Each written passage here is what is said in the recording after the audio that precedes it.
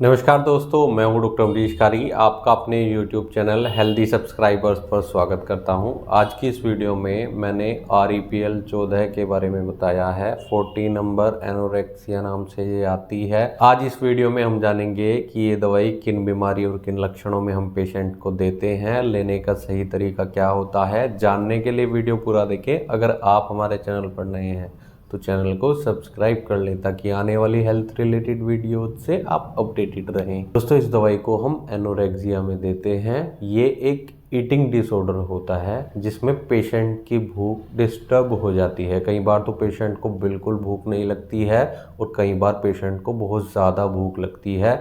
Even अगर patient खाना खा लेता है तो उसके बाद भी उसको भूख कई बार लग जाती है, लेकिन जब खाने जाता है तो पेशेंट का खाने का मन नहीं करता है।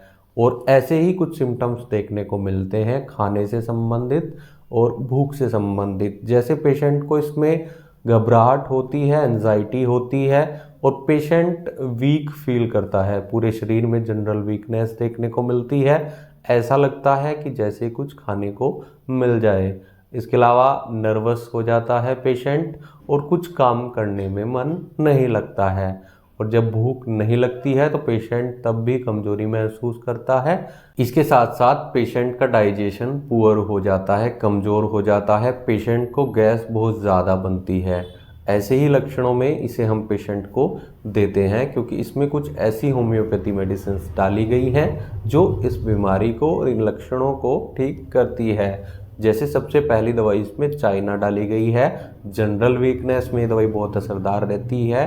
जब पेशेंट की भूख डिस्टर्ब हो जाए, चाहे किसी बीमारी के कारण या किसी और वजह से ऐसा हो, तो उसमें इसे हम पेशेंट को देते हैं। अगली दवाई इसमें नक्सोमी का डाली गई है। ये दवाई तब दी जाती है जब पेशेंट की खाने की इच्छा नहीं होती है, पेशेंट का डाइजेशन बहुत कमज़ोर हो जाता है, गैस बहुत ज़्यादा बनती है, एसिडिटी बहुत ज़्यादा बनती है, पेशेंट की भूख प्यास डिस्टर्ब हो जाती है। कई बार पेशेंट को भूख लगती है या फिर कई बार पेशेंट को प्यास बहुत ज़्यादा लगती है।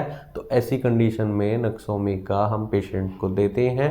ये दवाई भी इसमें डाली गई है। ऐसी ही अगली दवाई इसमें आयोडियम डाली गई है। ये दवाई भी पेशेंट को तब दी जाती है जब पेशेंट के अंदर कमजोरी महसूस हो, जनरल वीकनेस हो, पेशेंट बहुत दुबला पतला हो, लॉस ऑफ एपेटाइट की शिकायत हो और कई बार पेशेंट को राक्षसी भूख लगती है। ऐसा मन करता है कि बहुत सारा खाना खा लेगा, लेकिन जब सामने खाना आता है तो पेशेंट खाने की इच्छा पेशेंट की कम हो जाती है, वो खाना प्रॉपर नहीं खा पाता है। ऐसे लक्षणों में ये दवाई हम पेशेंट को देते हैं। दोस्तों, ऐसी ही अगली दवाई इसमें हाइड्रेस्टिस डाली गई है। ये दवाई ऐसे लोगों में काम आती है जो बूढ़े हों और उसके साथ साथ उनका डाइजेशन गड़बड़ा रहा हो। जैसे पेशेंट को गैस बनती हो, उनको खाना सही से न पचता हो, कई बार भूख ज़्यादा लगती है, कई बार भूख नहीं लगती है। तो ऐसे में इसे हम पेशेंट को देते हैं। ये दवाई भी इसमें डाली गई है। अब बात करते हैं कि REPL 14 को लेने का सही तरीका क्या होता है।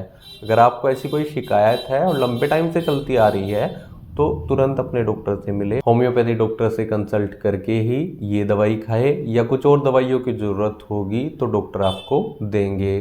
कारण सबसे पहले पता लगना चाहिए। वैसे तो ये एक ऑटो इम्यून डिजीज़ है जो खुद से हो जाती है। तो इसके डोजेस की बात करें जो कॉमन रहती है वो दिन में 3 से 4 बार ली जाती है खाना खाने से पहले, इसकी 10 ड्रॉप्स पानी में डालकर। लेकिन मैं आपको सलाह दूंगा, अगर आपको ऐसी कोई शिकायत है तो तुरंत अपने डॉक्टर से मिलें, नहीं तो दिए गए व्हाट्सएप नंबर पर हमसे संपर्क कर इलाज या सलाह ले सकते हैं। वीडियो देखने के लिए धन्यवाद। चैनल को सब्सक्राइब करें। कमेंट सेक्शन में हमें बताएं कि हमारी वीडियोज़ आपको कैसी लगती हैं। Thank you.